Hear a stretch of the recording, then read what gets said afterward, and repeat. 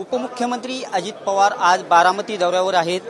आज सकाळी 6 वाजल्यापासून विविध विकास कामांची त्यांनी पाहणी केली आहे। बारामतीतील विद्या प्रतिष्ठान येथे दर आठवड्याला नागरिकांच्या समस्या सोडवण्यासाठी उपमुख्यमंत्री अजित पवार यांच्या उपस्थितीत जनता दरबार आयोजित केला जात असतो। आज आपण जनता दरबार भरवला या ठिकाणी आहोत। आपण पाहू शकता बारामती तालुक्यातील मोठ्या प्रमाणावर नागरिक जनता दरबारात समस्या घेऊन आलेले आहेत।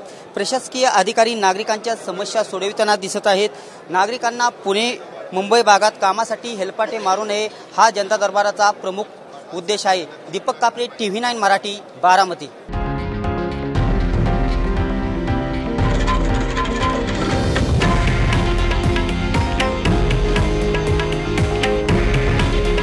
हे आहे देशातील नंबर 1 न्यूज नेटवर्क आणि आपण पाहत आहात TV9 मराठी।